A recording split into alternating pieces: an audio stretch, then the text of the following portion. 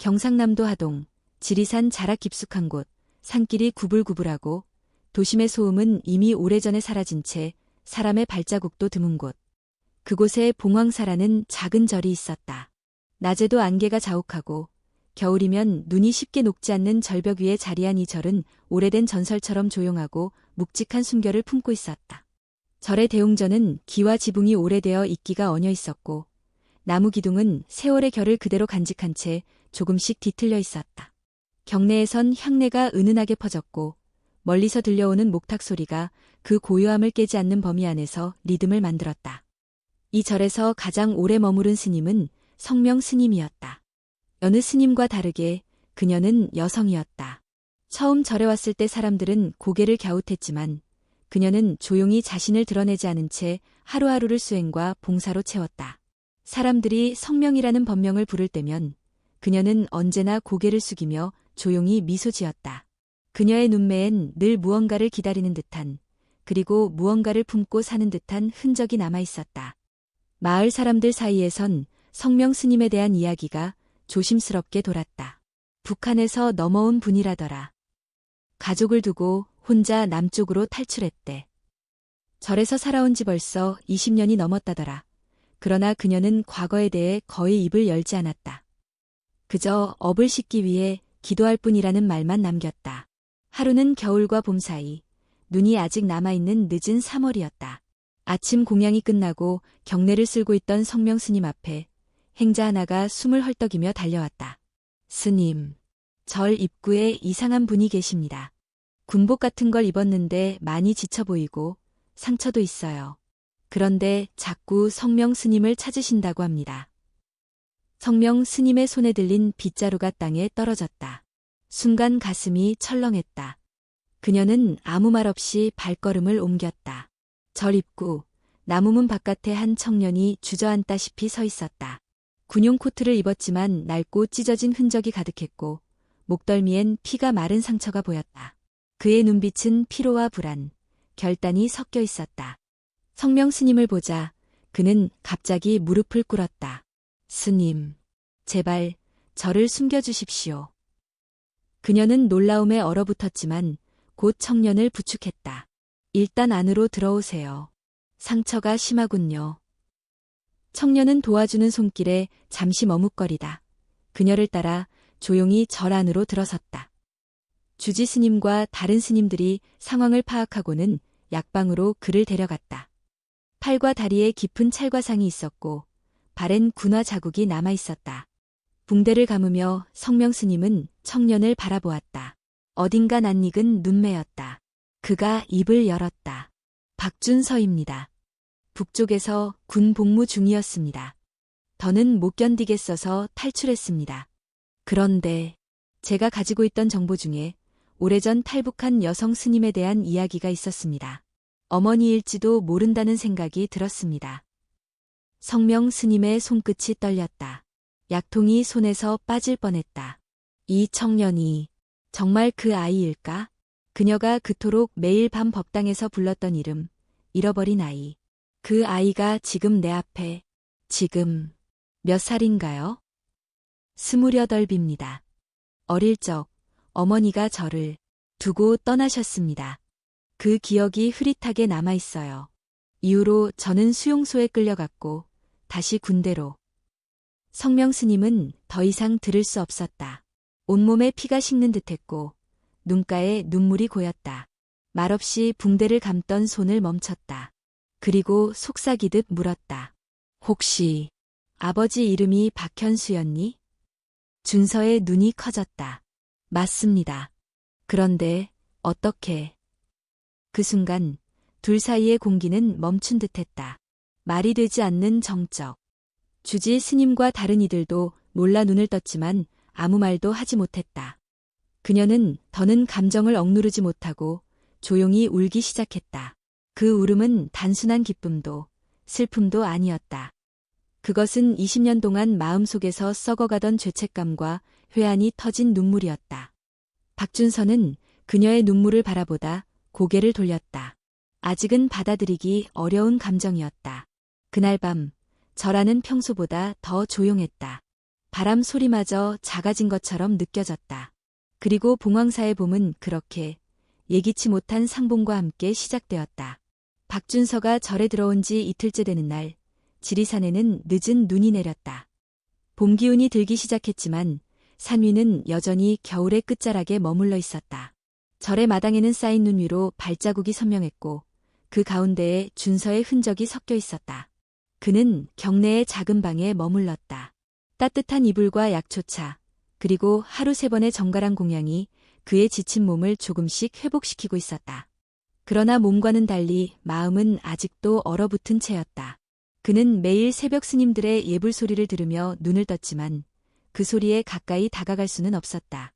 어쩌면 그는 여전히 이곳에 있어도 되는지 의문을 품고 있었는지도 모른다. 성명 스님은 하루에도 몇 번씩 그의 방을 들렀다. 따뜻한 죽을 가져다 주거나 다리에 새로 약을 발라주는 등 말없이 그의 곁을 지켰다.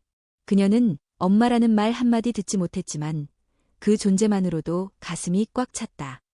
그 아이가 살아있다는 사실 하나로도 이미 그녀는 수천 번의 기도를 들은 셈이었다. 그러던 어느 날 오후, 조용한 경내에서 두 사람 사이에 처음으로 긴 대화가 오갔다. 성명 스님은 병풍 너머에서 조용히 물었다. 준서야, 이 이름 내가 지은 거니? 준서는 이불 위에서 가만히 시선을 돌렸다. 아니요. 군에 들어갔을 때 새로 부여받은 이름입니다. 원래 이름은 기억이 잘 안 나요. 어릴 때 들은 것도 흐릿합니다. 그녀는 잠시 눈을 감았다. 기억 속에서 떠오르는 한 아이의 얼굴. 늘 배가 고팠고 늘 엄마 품을 찾던 그 눈망울이 지금 눈앞의 남자와 겹쳐졌다. 너의 원래 이름은 박도윤이었단다. 도윤이. 내가 3살쯤 되었을 때 내 아버지가 지었지. 의미는 빛나는 존재란 뜻이었어. 준서는 놀란 듯 고개를 들었다. 어릴 적 누군가 자신을 그렇게 불렀던 희미한 기억이 어렴풋이 떠올랐다. 도윤. 도윤이라는 이름은 아주 오래된 꿈속에서 들린 적이 있는 것 같았다. 그는 조심스럽게 물었다. 그럼 스님, 정말 제 어머니이신가요? 그녀는 이 질문을 수없이 상상해왔다. 그러나 막상 그 순간이 되자 입이 마르고 목이 메었다. 그래, 엄마다. 내가 너를 낳고 키웠고 그리고 결국 너를 놓쳐버린 그 사람이다. 조용한 침묵이 방 안을 가득 채웠다. 바람 소리도 종소리도 들리지 않았다. 오직 두 사람 사이의 시간만이 천천히 흘렀다. 왜 그때 절 두고 가셨어요? 준서의 목소리는 억누른 감정을 품고 있었다. 분노라기보다는 이해하고 싶은 갈망에 가까웠다. 성명 스님은 조용히 고개를 숙였다. 그날 우리는 국경 근처에서 군인들의 눈을 피해 도망치고 있었어. 강을 건널 때 너의 손을 잡고 있었지. 하지만 강물은 차고 발밑은 미끄러웠고 누군가 총을 쐈어. 순간적으로 손이 미끄러졌고 내가 강물에 빠졌지. 다시 잡으려고 했지만 너무 멀어졌어. 내가 돌아가면 둘 다 죽을 것 같았어. 무서웠어. 그래서 난 도망쳤다. 그녀의 목소리는 떨렸다. 가슴 깊은 곳에서 꺼낸 말들이었다. 그날 이후 그녀는 스스로를 용서한 적이 없었다. 날마다 아이를 불렀고 꿈속에서 수백 번 강으로 뛰어들었다. 준서는 말없이 그녀를 바라보았다. 그 눈동자 속에 담긴 죄책감은 어떤 핑계나 거짓보다 더 깊은 진심을 드러내고 있었다. 그는 입을 굳게 다물었다. 처음엔 증오했습니다. 저를 버린 사람이라고, 저를 죽게 만든 사람이라고 생각했어요. 성명 스님의 눈가에 눈물이 맺혔다. 그녀는 아무 말도 하지 않았다. 그 어떤 변명도 아이의 아픔 앞에서는 의미가 없다는 걸 잘 알고 있었다. 하지만 시간이 지나면서 생각이 바뀌었어요. 저도 군대에서 사람을 잃어봤고 친구를 지키지 못한 적도 있었어요. 선택이라는 게 얼마나 무겁고 잔인한 일인지 이제는 조금 알 것 같습니다. 그 말에 그녀는 고개를 들었다. 그토록 듣고 싶었던 말이었지만 동시에 듣기 가장 두려운 말이기도 했다. 그녀는 조용히 그의 손등 위에 손을 얹었다. 미안하다. 그리고 고맙다. 살아있어줘서.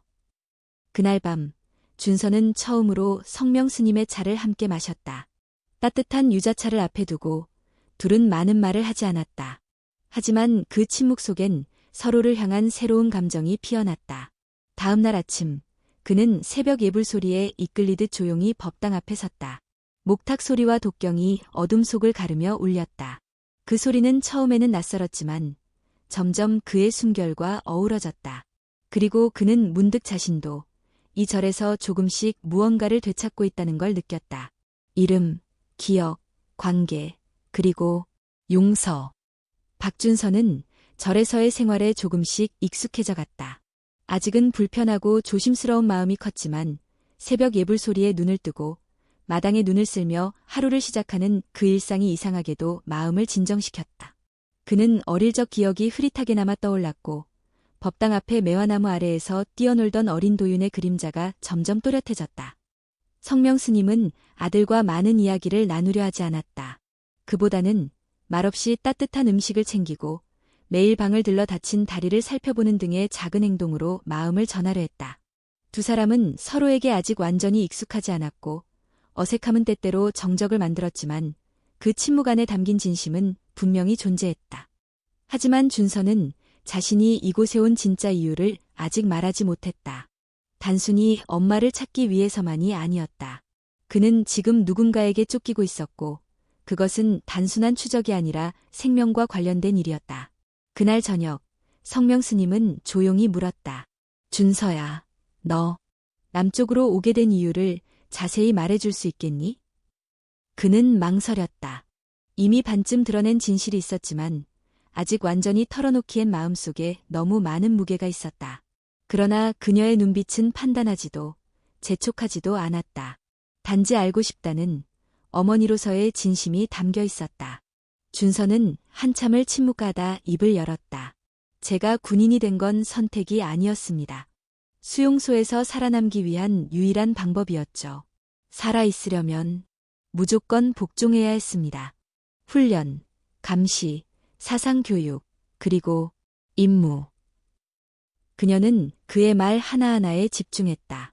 준서의 목소리는 담담했지만 그 속엔 분노와 자책이 뒤섞여 있었다. 몇 달 전 특수임무가 떨어졌습니다. 탈북자 중 특정 인물을 처리하라는 명령이었어요.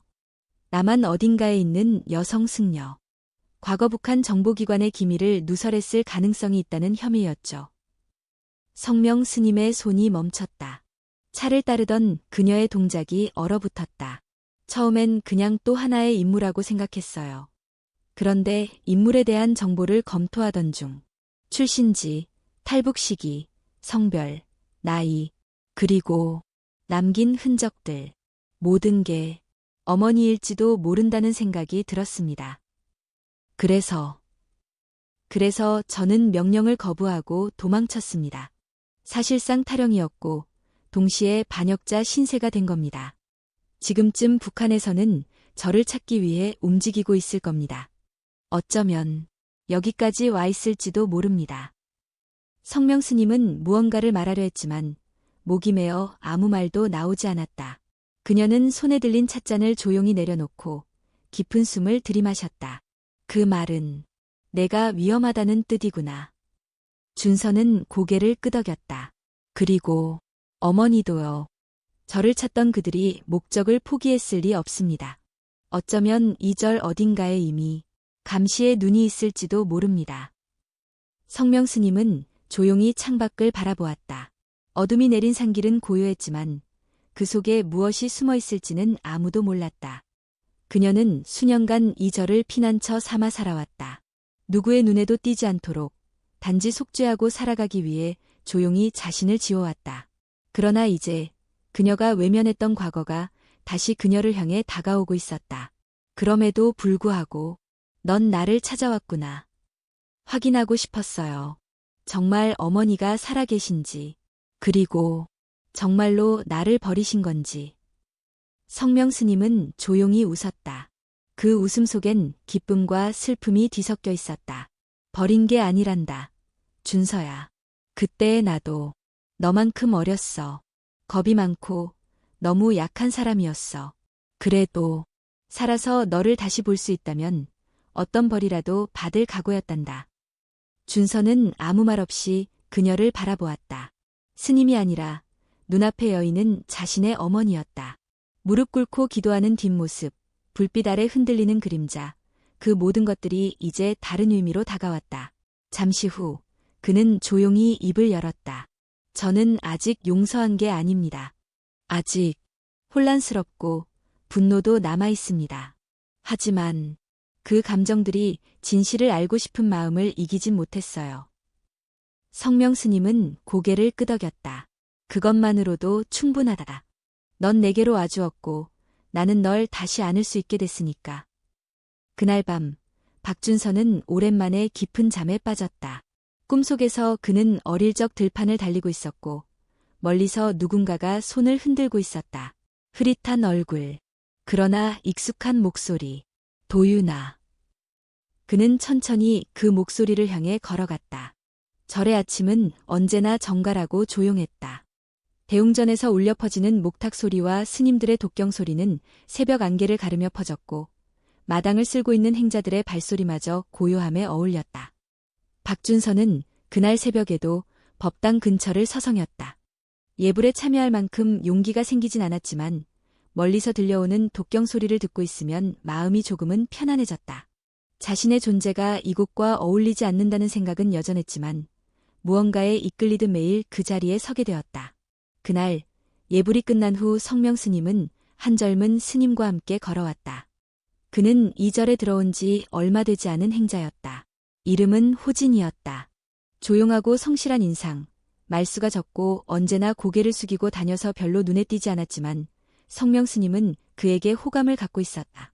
호진아, 박준서 시방에 온풍기 하나 더 넣어줄 수 있겠니?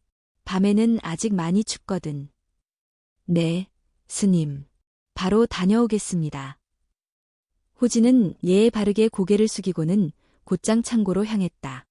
성명 스님은 잠시 그를 바라보다 고개를 돌렸다. 그녀는 그저 따뜻한 마음씨를 가진 수행자라고 생각했다. 그러나 그녀는 몰랐다. 호진의 눈빛이 돌아섰을 때 그 안에 스며든 낯선 냉기와 목적성을. 호진은 이 절에 들어오기 전 탈북자 수용소에서 몇 달간 머문 적이 있었다. 그곳에서 그는 특정한 명령을 받았고 이후 사찰로 들어왔다. 임무는 단순했다. 특정 인물의 존재를 확인하고 필요한 정보를 수집하여 보고하는 것.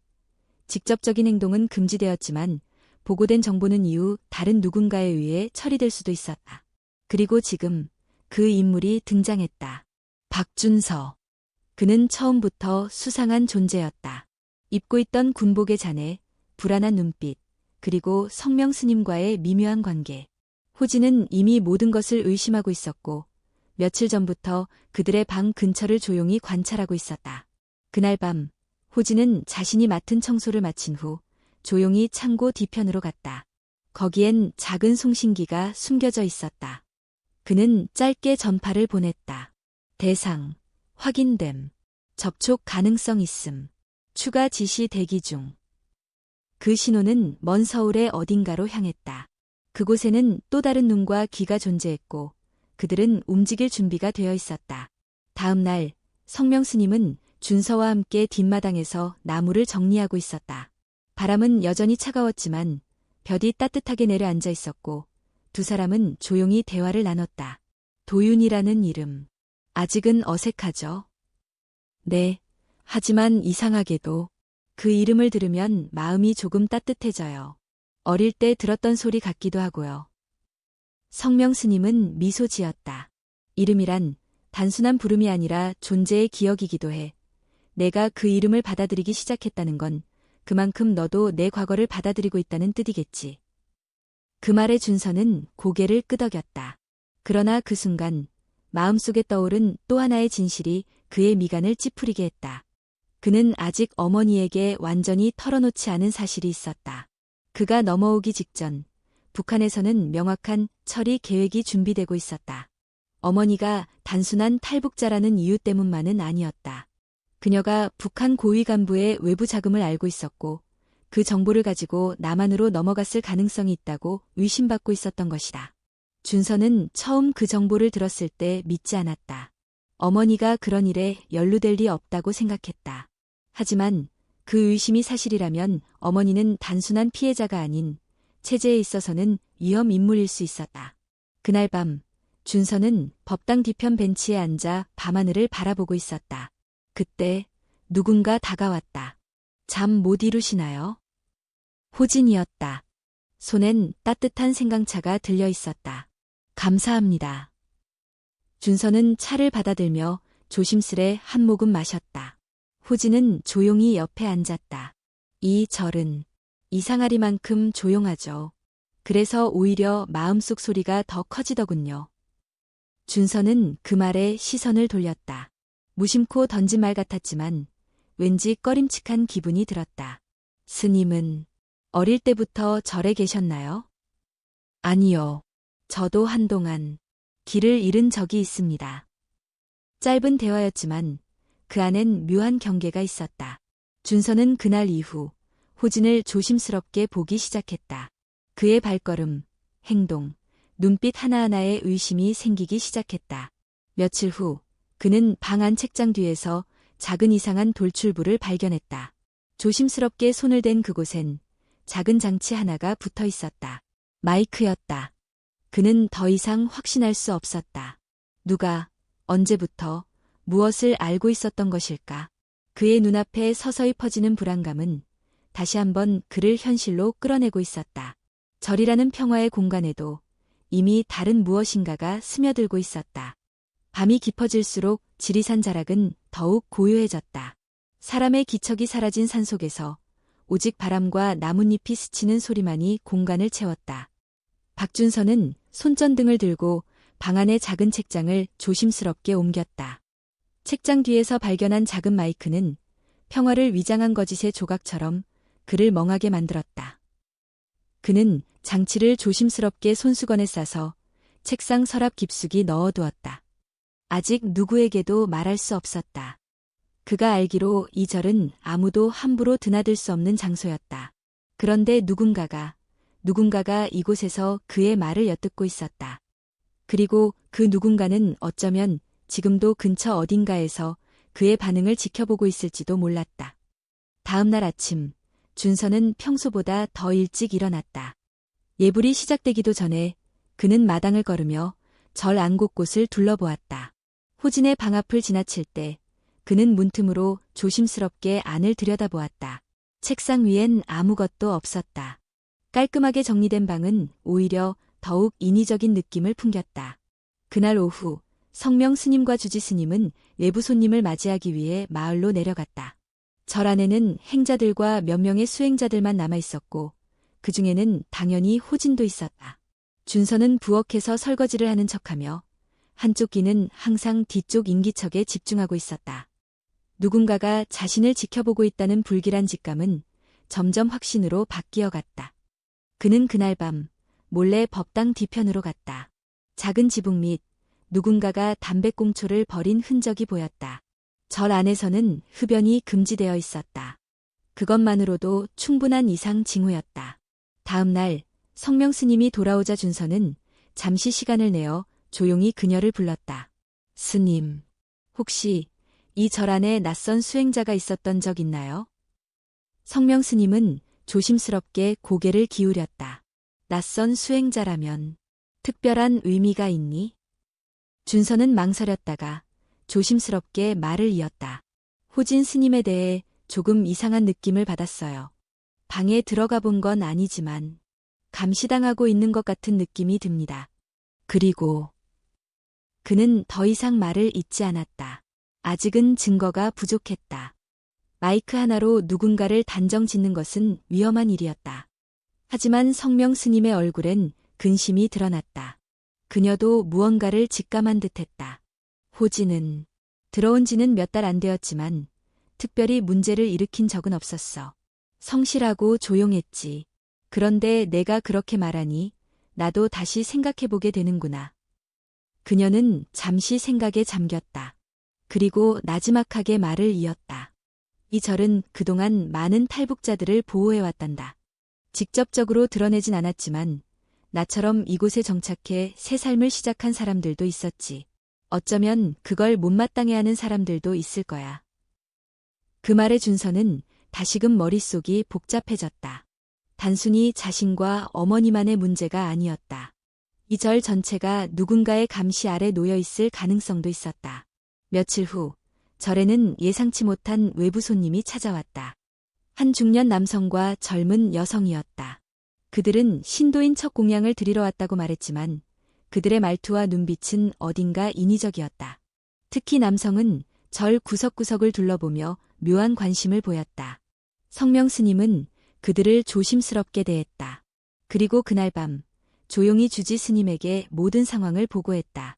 절은 겉보기엔 고요했지만 그 안에서 점차 긴장이 쌓이고 있었다. 그날 이후 준서는 방 안에서 잠을 제대로 이루지 못했다. 자다가도 문틈으로 바람이 들어오면 누군가가 들어오는 건 아닌지 두려웠다. 그는 한밤중에도 종종 일어나 창문 밖을 확인했고 머리맡엔 작은 나무 막대기 하나를 두었다. 그리고 드디어 그 밤이 찾아왔다. 밤 2시경. 마당 한편에서 이상한 기척이 느껴졌다. 조용한 발소리. 그리고 법당 쪽에서 희미하게 깨어지는 유리소리. 준서는 몸을 낮추고 조심스럽게 문을 열었다. 그리고 마당 끝쪽, 법당 앞에서 2명의 그림자가 움직이는 것을 보았다. 그중 하나는 익숙한 뒷모습이었다. 호진. 그는 더는 망설이지 않았다. 조용히 성명 스님의 방으로 달려갔다. 문을 두드리며 숨을 죽였다. 스님, 지금 밖에 이상한 움직임이 있어요. 성명 스님은 곧바로 잠옷 위에 승복을 걸쳤다. 그녀의 눈빛은 흔들리지 않았다. 조용히 따라와. 모두 깨우지 말고. 그녀는 조용히 대웅전 쪽으로 향했다. 뒤따르던 준서는 심장이 요동치는 걸 느꼈다. 그리고 그들이 법당 문에 가까워졌을 때 안쪽에서 들리는 낮은 속삭임. 대상 확인. 준비 완료. 이송 절차 시작. 준서는 숨을 삼켰다. 이제는 명백했다.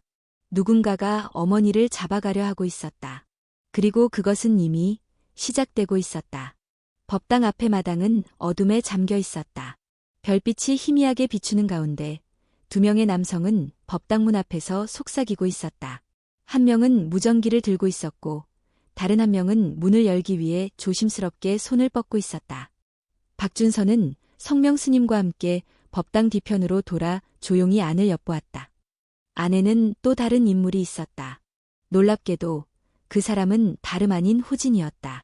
지금껏 가장 믿고 있었던 수행자, 늘 낮은 자세로 절일을 도맡아 하던 그가 낯선 남성과 함께 무언가를 준비하고 있었다. 준서는 이를 악물었다. 그가 호진을 의심하긴 했지만 이렇게까지 노골적으로 작전에 가담하고 있으리라곤 상상도 못했다.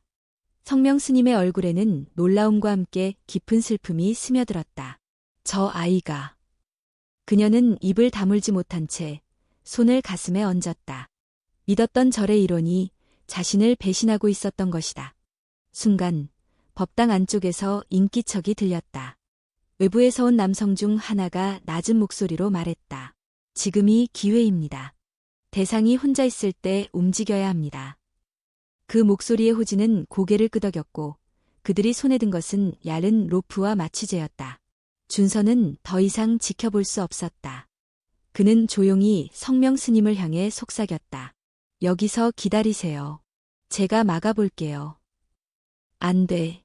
지금은 경찰을 부르는 게 먼저야. 직접 맞서면 위험해. 하지만 준서는 이미 몸을 낮추고 법당 쪽으로 움직이고 있었다. 그는 몇 발짝 다가가 곧바로 뒷문을 열고 안으로 뛰어들었다. 갑작스러운 등장에 세 남자가 동시에 몸을 돌렸다. 거기서 멈춰. 준서는 외쳤다. 그의 목소리는 놀랍도록 단호했고 손에는 긴 막대기 하나가 들려 있었다. 그것은 마당에서 일할 때 사용하던 대나무 자루였다. 너희들 뭐 하는 거야? 스님에게 손대기라도 하면 그냥 안 넘어가. 호진은 당황한 듯 눈을 피했다. 하지만 곧 태도를 바꾸며 말투를 낮췄다. 준서 씨, 이건 오해입니다. 우리는 그저 오해. 당신들 손에 있는 마취제가 오해고 그 무전기도 오해야. 날 바보로 아는 거야. 한순간 긴장이 극에 달했다. 외부에서 온 남성 하나가 앞으로 다가왔다. 그는 준서를 노려보며 낮게 말했다. 이 일은 당신과 무관한 일이야. 우리는 단지 임무를 수행하고 있을 뿐이야. 조용히 물러나. 그래야 다치지 않아. 무관하다고. 이 사람이 내 어머니인데 내가 무관하다고? 그 말에 모두가 잠시 말을 잃었다. 성명 스님이 문가의 모습을 드러냈고 그녀의 얼굴은 단단하게 굳어 있었다. 더는 말할 필요 없다. 이미 우리는 다 알고 있다. 너희가 누구고 왜 여기 왔는지도. 그녀의 말에 호진의 눈이 흔들렸다. 그는 결국 입을 열었다. 처음엔 단순한 감시 임무였어요. 그저 정보를 수집하는 거라고 들었죠. 하지만 본국에서는 점점 더 극단적인 지시를 내리기 시작했습니다. 결국 이런 상황까지 오게 된 겁니다. 그래서 넌 그렇게 순순히 따르기로 했니? 아무 말 없이. 전 선택의 여지가 없었어요. 성명 스님은 조용히 고개를 저었다. 선택의 여지가 없는 삶은 없단다. 선택은 늘 존재하고 그 선택에는 책임이 따르지. 그 순간 외부 남성 중 하나가 무전기를 들고 짧게 명령을 내렸다. 이송 준비. 바로 출발. 그와 동시에 또 다른 인물이 법당 안으로 뛰어들었다. 그는 민첩하게 움직이며 성명 스님을 붙잡았다. 그녀는 저항했지만 상대는 전문적인 움직임으로 그녀의 팔을 뒤로 꺾었다. 어머니. 준서는 뛰어들었지만 다른 남자가 막아서며 그를 넘어뜨렸다. 그의 다리는 아직 완전히 회복되지 않았고 충격의 중심을 잃고 바닥에 쓰러졌다. 성명 스님은 억지로 끌려나갔다. 마지막 순간 그녀는 준서를 향해 고개를 돌렸다. 눈빛은 차분했지만 동시에 아들에 대한 안타까움으로 가득 차 있었다. 괜찮아, 도윤아. 너는 반드시 살아야 해. 그리고 그녀는 어둠 속으로 사라졌다. 준서는 바닥에 엎드린 채로 이를 악물었다. 팔꿈치에 피가 배어나왔고 숨은 거칠어졌다. 하지만 그는 멈추지 않았다. 몸을 일으켜 휘청이며 밖으로 나갔다. 마당은 텅 비어 있었고 멀리서 차량 시동 소리가 울렸다. 그는 마지막 힘을 다해 소리쳤다. 사람 살려. 납치야. 그 외침은 산속을 울렸다. 밤새 절은 발칵 뒤집혔고 경찰이 도착했을 땐 이미 너무 늦었다. 성명 스님은 사라졌고 그녀를 데려간 사람들에 대한 단서는 극히 희박했다. 그날 밤 준서는 법당 앞에 앉아 뜨거운 숨을 토해냈다. 차가운 밤 공기 속에서 그는 절망과 분노, 그리고 두려움 속에서 자신과 싸우고 있었다. 한 가지는 분명했다. 이제 그는 더 이상 지켜보기만 할 수 없었다. 봉황사에는 전날 밤의 흔적이 고스란히 남아있었다. 법당 문은 반쯤 열려 있었고 마당에는 몸싸움 중 흩어진 물건들이 여기저기 나뒹굴고 있었다. 몇몇 행자들은 새벽부터 일어나 수습에 나섰고 주지 스님은 경찰과 통화를 이어갔다. 그러나 경찰의 대응은 예상외로 더뎠다. 확실한 신원 정보가 없다. 납치 증거가 부족하다. 외부 침입에 대한 CCTV 자료가 필요하다는 말만 되풀이될 뿐이었다. 박준서는 그날 아침 거의 잠도 자지 못한 채 법당 앞에 앉아 있었다. 손에는 작은 수첩이 들려 있었다. 수첩 속엔 자신이 군 복무 중 기억해 놓았던 이름들, 코드들, 그리고 과거 동료 중 일부의 행방이 적혀 있었다. 그들은 모두 임무 수행 도중 사라졌거나 남한에 침투했다는 소문이 있는 인물들이었다. 그는 수첩을 덮고 조용히 일어났다. 이제 더 이상 기다릴 수 없었다. 도움이 필요해. 그는 속으로 되뇌었다.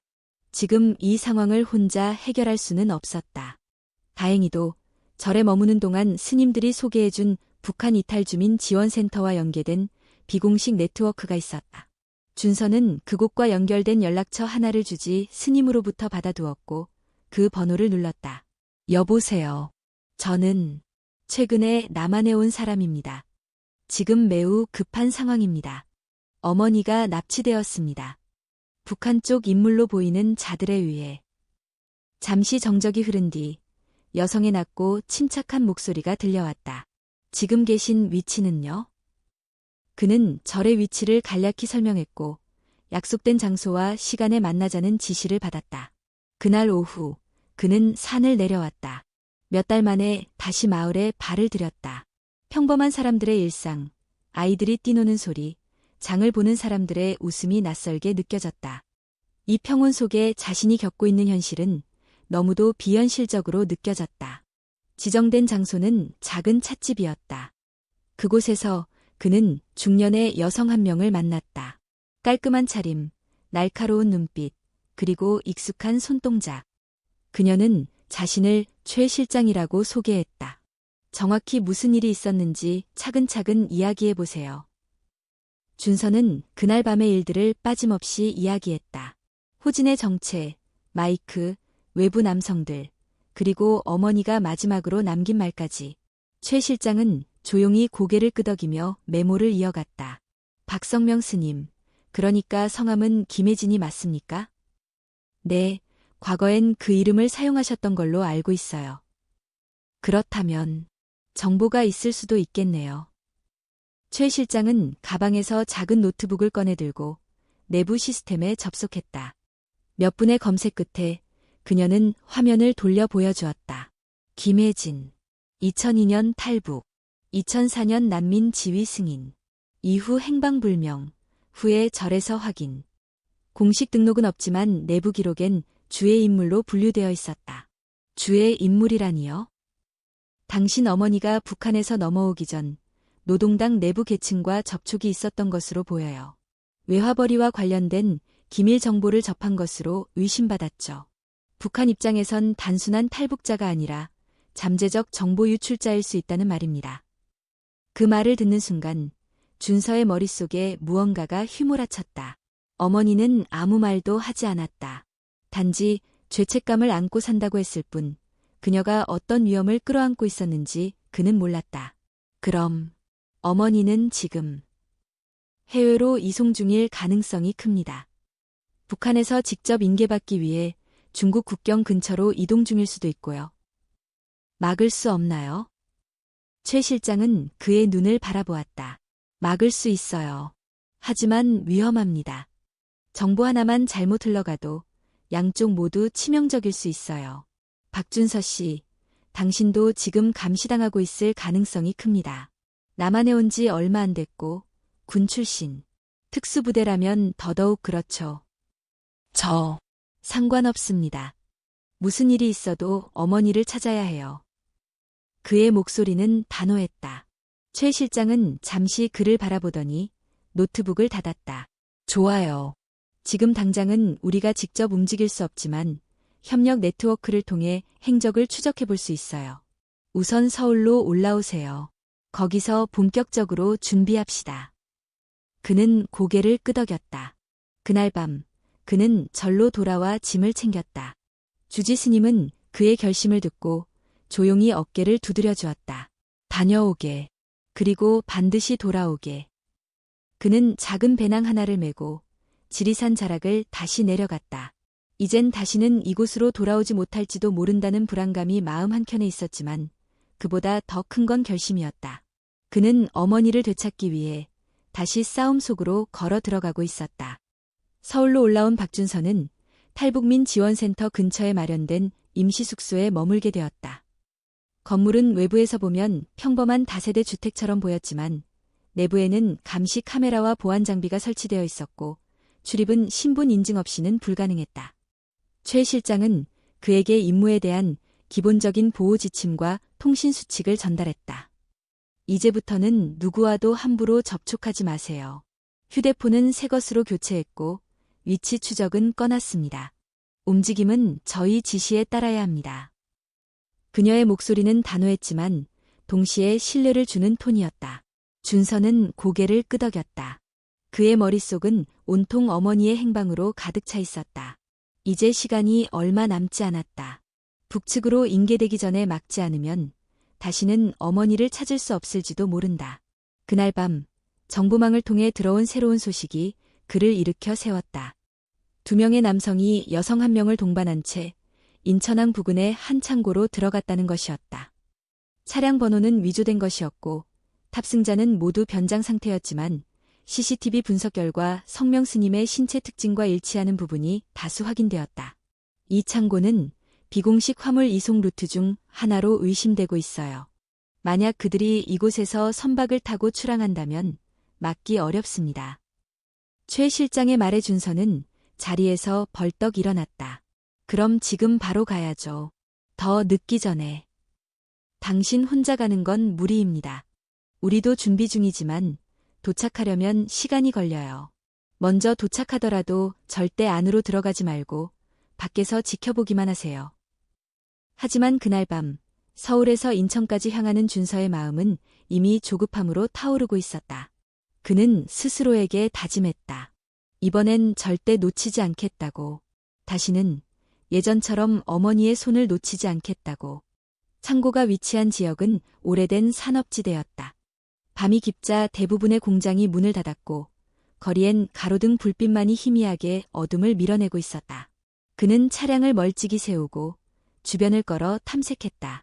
창고 앞 검은색 벤 차량이 주차되어 있었고 2명의 남성이 주변을 경계하는 모습이 포착되었다. 그중 한 명의 뒷모습은 낯이 익었다. 바로 봉황사에서 그를 공격했던 남자였다. 준서는 숨을 죽이며 창고 벽 쪽으로 다가갔다. 낡은 철판 사이로 안쪽을 엿볼 수 있는 작은 틈이 있었고 그 틈으로 바라본 광경은 그를 순간 얼어붙게 만들었다. 창고 내부에는 의자에 결박된 채 눈을 감고 있는 성명 스님이 있었다. 그녀는 여전히 회색 승복을 입고 있었고 머리는 조금 헝클어져 있었지만 얼굴은 차분해 보였다. 그녀 옆에는 2명의 남성이 번갈아가며 무언가를 말하고 있었고 한 남성은 통화를 하며 계속 무전을 주고받고 있었다. 그 순간 창고 안에서 들려오는 대화가 희미하게 들려왔다. 내일 새벽 배가 뜹니다. 그 전에 마무리하세요. 문제는 그 아들입니다. 아직 이 주변에 있을 수도 있어요. 신경 쓰지 마세요. 어차피 이 일 끝나면 모두 정리됩니다. 준서는 이를 악물었다. 더 기다릴 수 없었다. 그는 최 실장에게 신호를 보내려 했지만 예상치 못한 상황이 벌어졌다. 창고 안에서 무전기를 들고 있던 남성이 갑자기 창문 쪽으로 고개를 돌리며 외쳤다. 거기 누구야? 곧이어 창고 문이 열리고 2명의 남성이 총을 들고 뛰쳐나왔다. 준서는 몸을 낮추며 재빨리 후퇴했지만 한 발 빠르게 움직인 그들 중 한 명이 그의 위치를 확인하고 뒤쫓기 시작했다. 쫓고 쫓기는 추격전이 어두운 골목을 따라 이어졌다.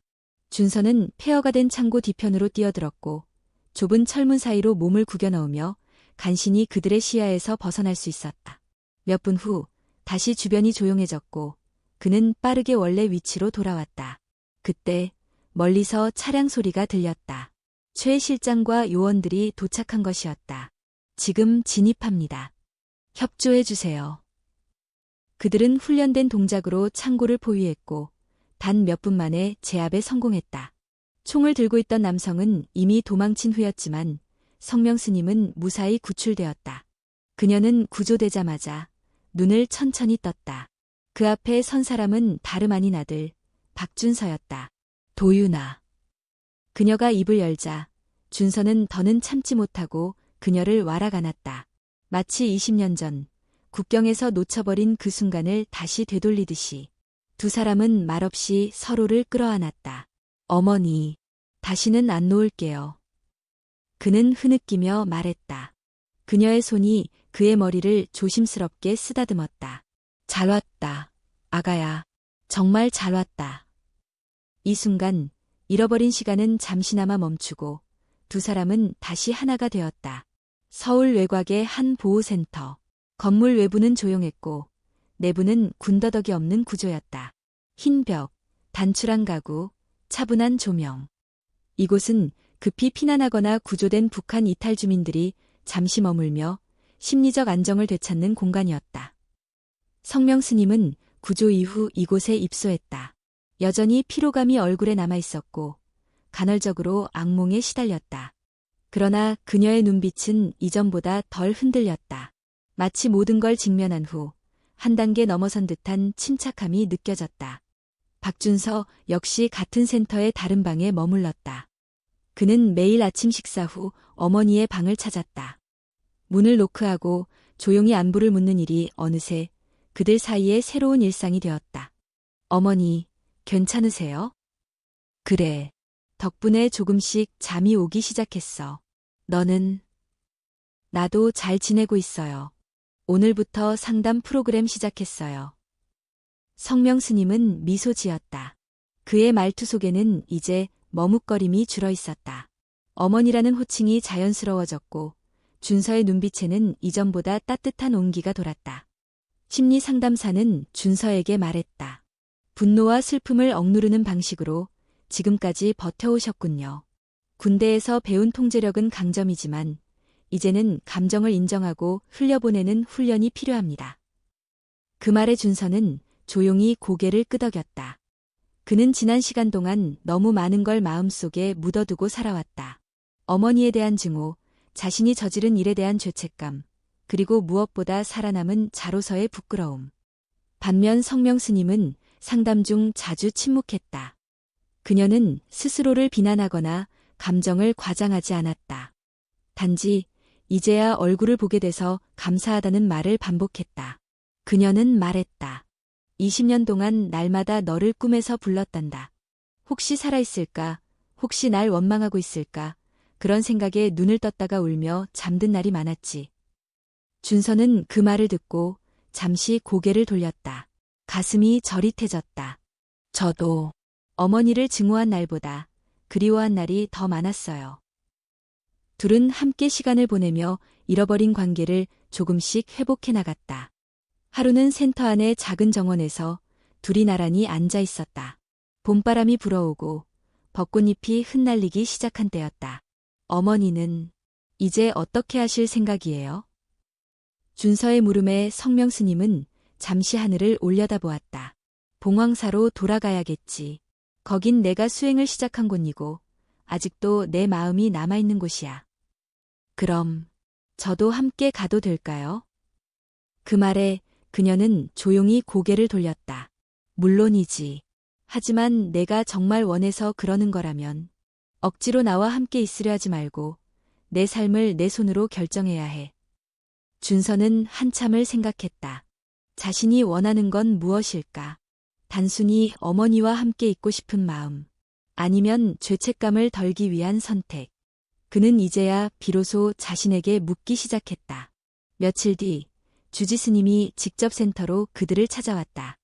봉황사로 돌아갈 수 있도록 정식 허가 절차를 진행했으며 필요시 보호 인력을 배치하겠다는 당국의 입장도 전했다. 주지 스님은 준서에게 말했다. 우린 자네를 동철 행자라고 불렀지. 그 이름도 이젠 많이 익숙해졌을 걸세. 이곳에서 조금 더 머물다 올라오는 것도 좋고 함께 바로 올라가도 괜찮네. 준서는 성명 스님을 바라보며 대답했다. 함께 가겠습니다. 다시 산으로 올라가서 제 안의 소리를 더 잘 들을 수 있을 것 같아요. 그들의 복권은 조용히 이뤄졌다. 봉황사의 스님들과 행자들은 따뜻하게 두 사람을 맞이했다. 마치 한 가족이 다시 모인 것처럼 절 전체에 잔잔한 온기가 돌았다. 성명 스님은 예전처럼 새벽 예불을 준비했고 준서는 다시 마당을 쓸며 하루를 시작했다. 그러나 이번엔 달랐다. 서로가 서로의 존재를 분명히 인식한 채 함께 걷는 삶이 시작된 것이었다. 밤이 되면 그들은 절 뒤뜰에 앉아 차를 나눴다. 달빛 아래에서 어머니는 아들에게 물었다. 이제 후회는 덜해졌니? 준서는 조용히 웃었다. 완전히는 아니지만 그래도 후회만 하며 살고 싶진 않아요. 어머니를 다시 만난 것만으로도 충분히 가치 있는 시간이었어요. 그녀는 고개를 끄덕였다. 그리고 조용히 말했다. 살아남은 건 죄가 아니야. 오히려 살아있다는 건 누군가를 도울 수 있는 기회가 아직 남아있다는 뜻이란다. 그 말은 준서의 가슴에 깊게 스며들었다. 봉황사에 다시 봄이 찾아왔다. 대웅전 앞 매화나무에는 작년보다 더 풍성한 꽃망울이 피어났고 돌계단 아래 흐르는 계곡물도 봄볕을 받아 반짝였다. 스님들은 새벽 예불을 마치고 마당을 쓸며 조용히 하루를 준비했고 종소리는 안개 낀 산자락을 넘어 마을까지 울려 퍼졌다. 박준서는 아침마다 가장 먼저 일어났다. 그는 이젠 어색하지 않게 목탁 소리에 반응했고 공양 준비나 청소, 장작 쌓기에도 능숙해졌다. 처음 절에 머물 땐 도망치는 피난민처럼 어색하고 위태로웠지만 이제는 누구보다도 이곳의 리듬에 자연스럽게 녹아들었다. 성명 스님은 변함없이 조용했다. 그러나 그녀의 걸음엔 예전보다 덜 무거운 기운이 있었고 웃음도 조금씩 자주 보였다. 그녀는 자신을 둘러싼 과거의 그림자를 완전히 지운 건 아니지만 적어도 이제는 그것과 함께 숨쉬며 살아가는 법을 배우고 있었다. 하루는 절에 방문한 신도가 법당 앞에서 준서를 바라보며 물었다. 저분은 새로 들어오신 스님인가요? 군더더기 없이 참 단정하네요. 성명 스님은 살짝 웃으며 말했다. 그 친구는 우리 절에서 마음을 싣고 있는 수행자예요. 지금은 자신을 찾아가는 중이랍니다. 신도는 고개를 끄덕이며 대웅전 안으로 들어갔고 그녀는 멀리서 땀 흘리며 나무를 나르고 있는 아들을 조용히 바라보았다. 밤이 되면 둘은 여전히 뒤뜰에서 차를 나누었다. 작은 차탁에 닭이 2벌, 그리고 계절마다 바뀌는 꽃 한 송이. 그 공간은 두 사람만의 성역 같았다. 어머니, 이제는 조금 알 것 같아요. 준서가 조용히 입을 열었다. 뭘 말이냐? 왜 어머니가 스님이 되셨는지요? 세상과 완전히 등을 돌리려는 게 아니라 세상 속에 너무 깊이 상처받아서 마음을 잠시 내려놓고 싶었던 거였죠? 성명 스님은 고개를 끄덕였다. 그래, 불교는 도피처가 아니야. 오히려 고통을 마주보고 그 안에서 길을 찾는 수행이지. 나도 그걸 배워가는 중이고 너도 이제 내 속의 전쟁을 마주할 수 있을 만큼 단단해졌구나. 그날 밤 준서는 방 안에서 어릴 적 꿈을 꾸었다. 희미한 기억 속에서 그는 어머니와 손을 맞잡고 눈 덮인 강을 건너고 있었다. 차디찬 물살과 총소리가 사방에서 들려왔지만 이번엔 손을 놓지 않았다. 그는 눈을 떴다. 밖에선 봄비가 내리고 있었다. 며칠 후 그는 성명 스님과 함께 마을로 내려갔다. 지역 작은 도서관에서 열리는 탈북 청소년을 위한 교육 프로그램에 자원봉사자로 참여하기 위해서였다. 그는 처음엔 망설였지만 어머니의 권유로 발을 디뎠고 어느새 그 자리가 소중하게 느껴지기 시작했다. 그는 아이들에게 글씨를 가르치며 말했다. 여러분도 언젠간 어른이 될 겁니다. 그리고 지금보다 훨씬 넓은 세상을 만나게 될 거예요. 그때 가장 중요한 건 여러분이 누구인지를 잊지 않는 거예요. 아이들은 그의 말에 조용히 고개를 끄덕였다. 그중 몇몇은 그를 따라붙으며 이렇게 물었다. 형은 진짜 군인이었어요? 무서운 거 많았겠어요. 맞아. 무서웠어. 하지만 더 무서운 건 누군가를 잊는 거였지. 그날 그는 처음으로 스스로에 대해 부끄럽지 않았다.